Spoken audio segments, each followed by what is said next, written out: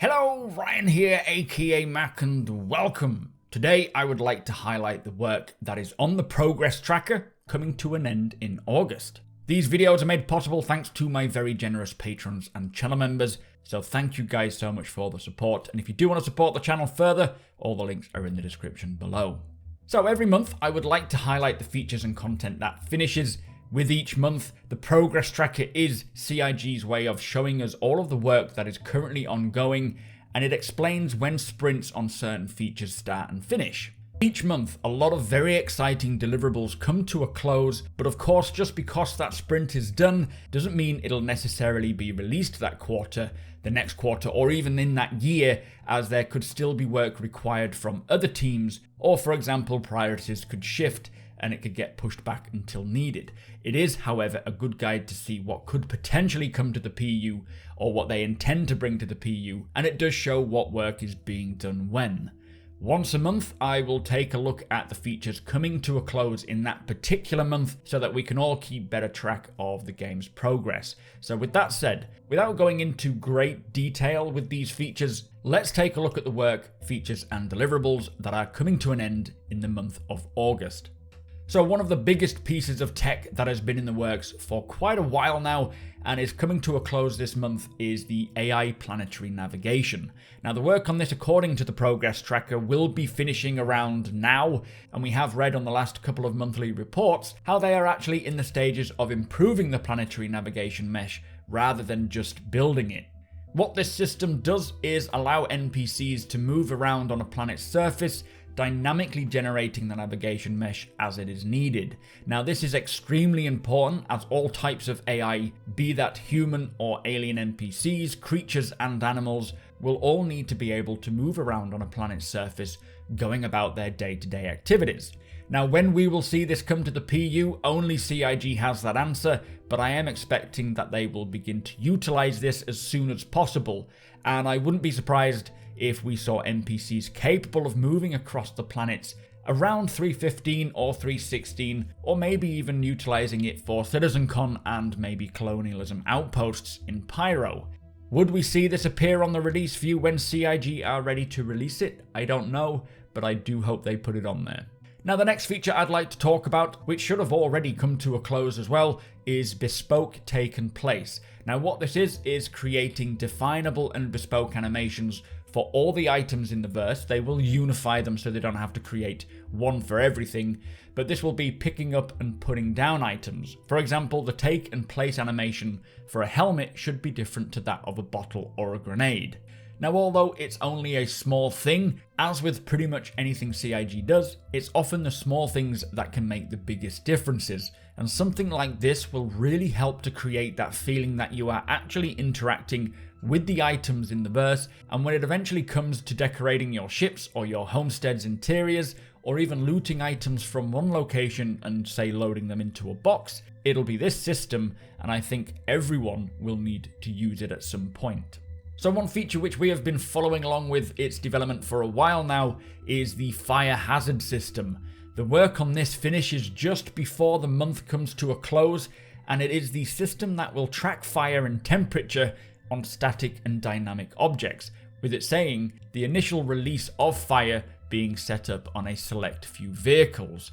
Now we don't have an expected release date for the fire feature or any knowledge of what vehicles will be the first to receive this treatment, but after seeing this incredible system in action on previous Inside Star Citizens, I'm really looking forward to seeing this come in, and having to tackle fires inside ships, or anywhere for that matter, I think will be a lot of fun. I also do think that there is a potential that we will see this feature come this year, so either for 315 or 316, and I also think that we may see this at CitizenCon this year as well, as I would expect they'll likely want to show this off in all of its flamey glory.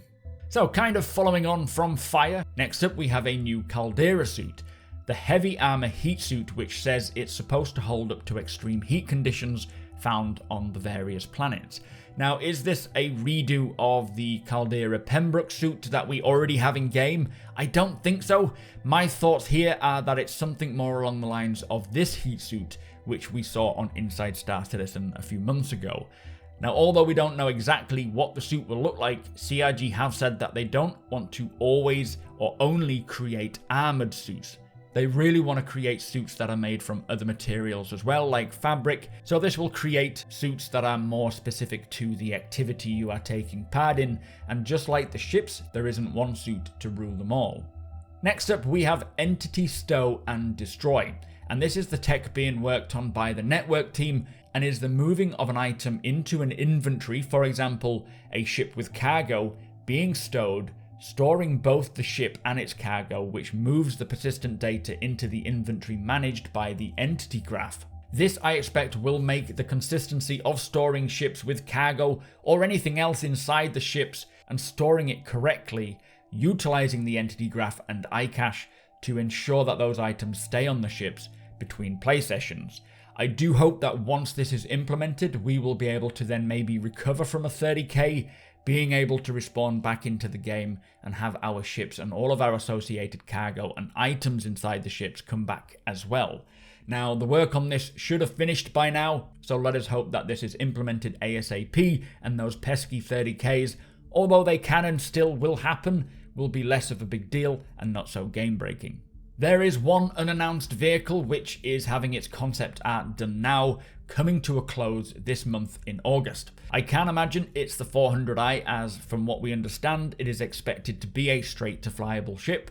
So could it be the solo refinery ship, the Argo raft maybe that we've been hearing about? I really have no idea, and whatever it is, the work on this from the vehicle concept art team will finish soon. So do get your wallets ready, as it looks like a new concept ship is on its way. But do let me know in the comments what ship you think it could be referring to.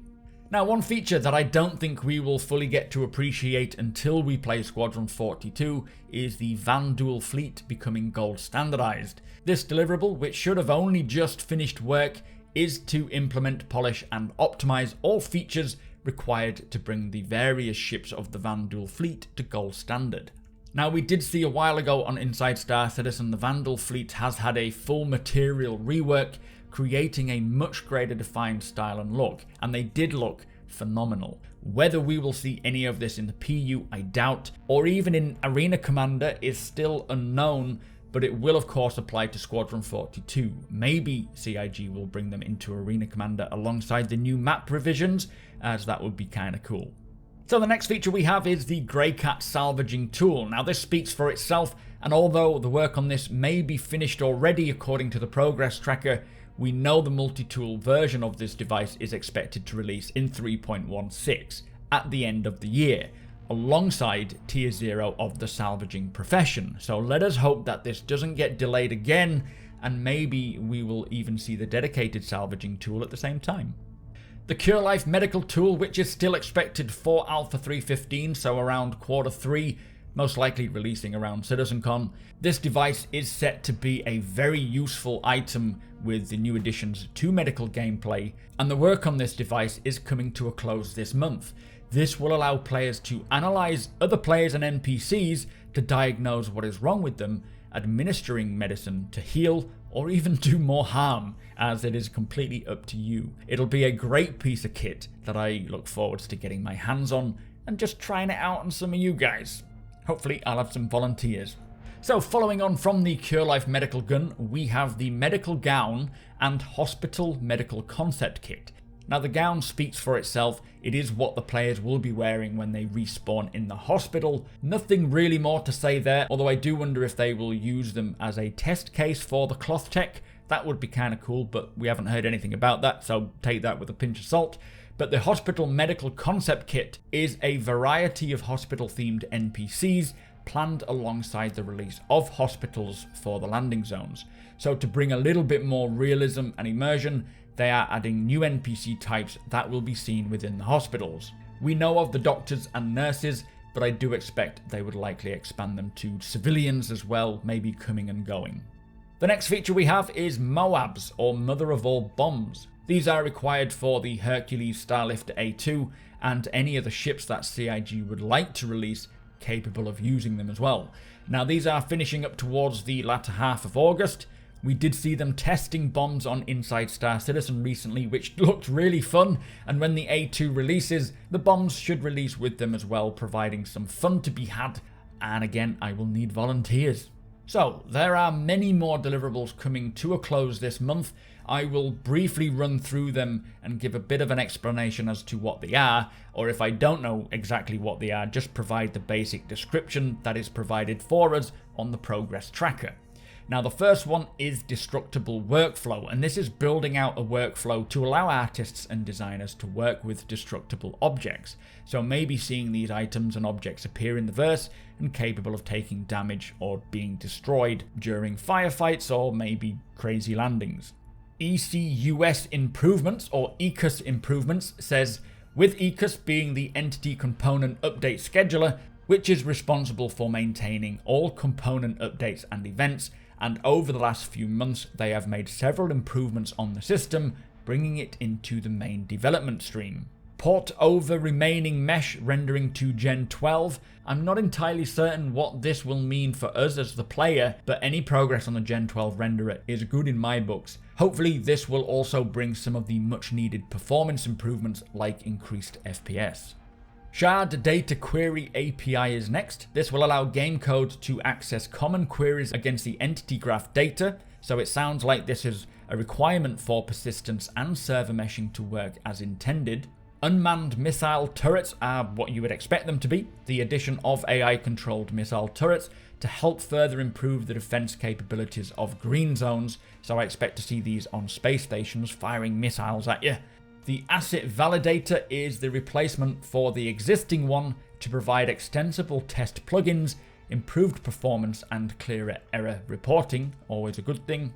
Atlas is the component service of the replication layer that will split the game into multiple manageable regions known as territories, which are then provided to the dedicated game servers to manage and simulate. Now, to me, this sounds like the service is needed to help with server meshing, but I don't know for certain, but it does sound like an important piece of kit, and the work on this is also finishing in August. Starword improvements are quality of life and workflow improvements for CIG's text localization tool that handles most of the text within Star Citizen and Squadron 42. And finally, the zone system improvements encompass several additions and improvements to zone systems, optimizing spatial culling of objects and areas.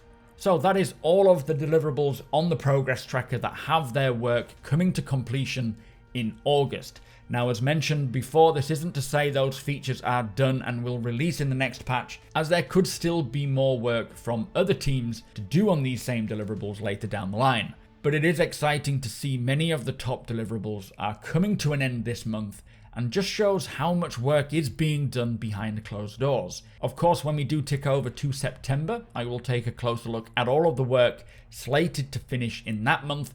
But if you do enjoy my content, please consider subscribing and helping the channel to grow. And if you want to talk more about this, or just hang out with myself and my community over on twitch.tv/supermacbrothers Ryan, you are more than welcome. The link is in the description below. Hit the thumbs up if you don't mind, it does the channel a big favour, and if you would like to be notified when my videos go live, tick that little notification bell. Again, huge thank you to my patrons and channel members, you guys are awesome. Thank you for watching, and I'll see you in the next one.